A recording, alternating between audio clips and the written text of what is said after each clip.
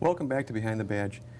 We were just discussing the power that the drivers have on the other drivers have on the bus drivers, but the bus drivers now have power on the other traveling public.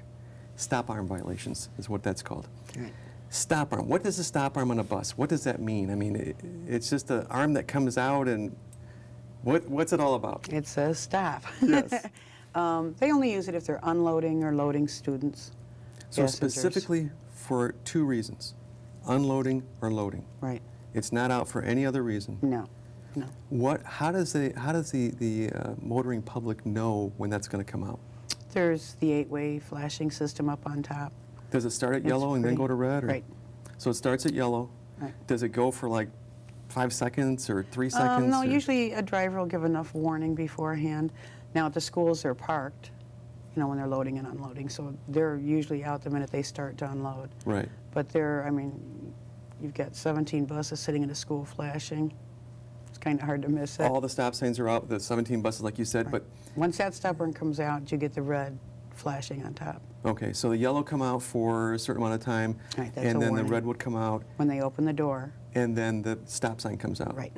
And then that comes out, that means stop. Right. You can't go past that. Mm-hmm. We were talking about at school itself. Is that that's a private drive Right. in the school?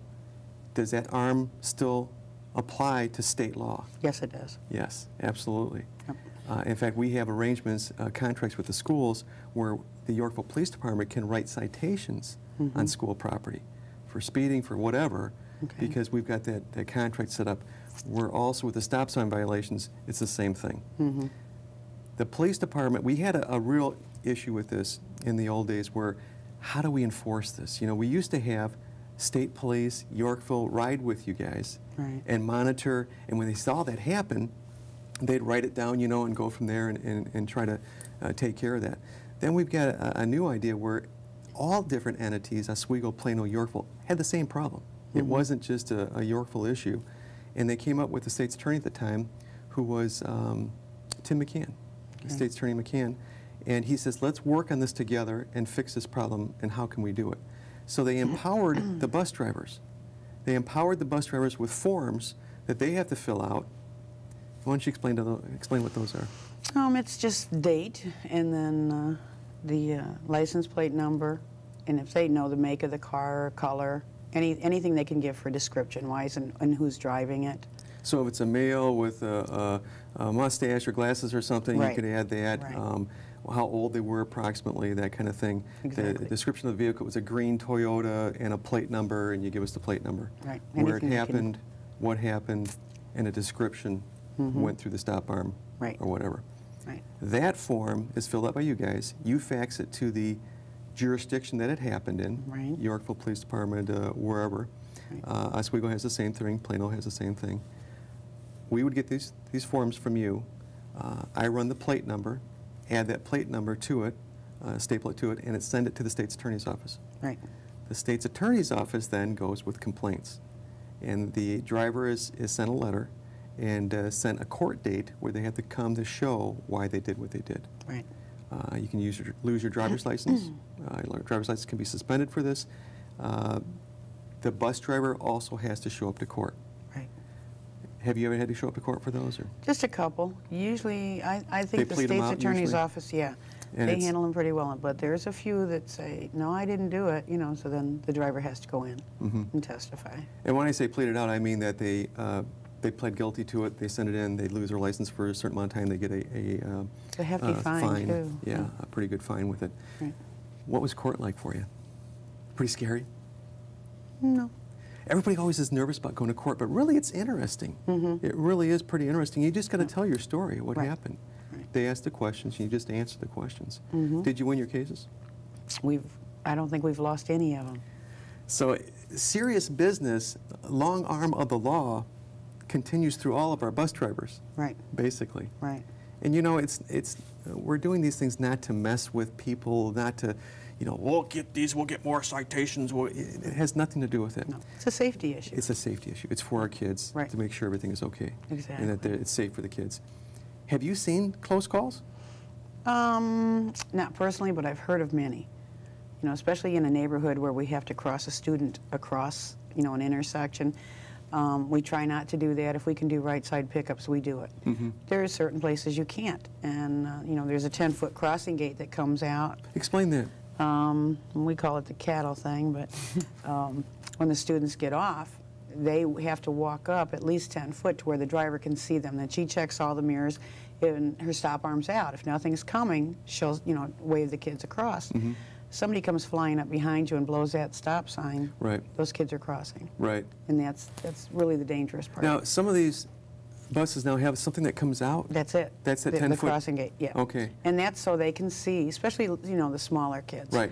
You know, because the driver's way up there, and, you know, the front of the bus can hide tiny kids. Right. So she can make sure everybody's at least 10 foot away from the bus. And it's more of a visual, I mean, it's not going to stop a car or anything. It's just a visual type thing that, hey, stop here, don't go through this. Right. It's important not to somebody to get hurt with it. And I imagine the younger the kids, the more scary it is, huh? Yeah, because they can dart out at any given moment, you know? Right. Because they don't understand. Right.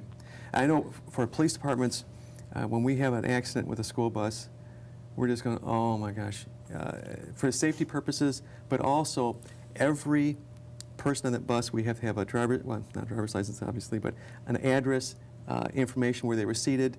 It's a nightmare. Exactly. You know, especially all their because birth dates. Yes, you know, all the information for that, and it can be a real nightmare for that. But we want to make sure the kids are safe and everybody's okay with that. Right. Was that done also for insurance purposes with that gate and to try to help you guys out? Probably. I mean, that's a safety issue for a driver. Right. You know, it's that 10-foot, you know, danger zone around a bus where it's hard to see. Now let's look at the other end of that, where you have the stop arm coming out. Have you ever had issues where, and I'm hoping not, I'm hoping you're going to answer this no, but with a bus driver saying, well, that traffic's going a little bit too fast, let's put that stop sign out? Gosh, I hope not. Nothing, no complaints like that, No. nothing, you know? Well, somebody will say that, like, if they've gone through it. Well, he didn't put it out until I was already, starting to we pass hear that him. a lot, yeah. You know, and it's like, that's not true, because they're watching their mirrors as they approach an intersection. They didn't observe it until the last minute. Right. You know, and there's a lot of people, I mean, you can just tell by the look on their face, you know, if they'll stop in time, but they barely stopped. It's like, oh my God, I didn't see it. Right. So we were talking earlier, this isn't just our motoring traffic sometimes. Have you had other problems with certain people? students, With students at the Teachers. high school? Teachers, yeah. you know, at they the, really get irate, but it's like, at the school. We were watching these kids all day and now we're getting in trouble for doing this. But it's not just one person this law is for, it's for everybody. it's for everybody. For everybody, for their safety, to make sure everything's okay with it. So you are the person now that handles the complaints. Right. Fun job? Yes. It's not bad. No, you've got a lot of bus drivers there, a lot of personalities, a lot of issues. Do you guys do specific training for the bus drivers? Oh, there's tons of training. Explain some of that. Oh, gosh. Is it a class? We have different safety classes. I mean, there's, you know, the, Just to get a CDL license is bus pretty evacuations. Oh, yeah, you have to be fingerprinted, and that goes through state police, and then it goes on to FBI once they clear them.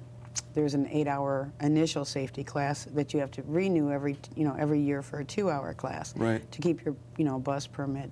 15 days behind the wheel. Before you can get to behind the wheel, you need all these written tests you have to pass. Right, right. It's pretty in-depth. A lot of safety stuff. Right. I tell you what, we're going to talk more about that when we come back. There's a lot of different safety issues that bus drivers have to go through because they have a lot of lives at their hands. And we're going to discuss more of that when we get back.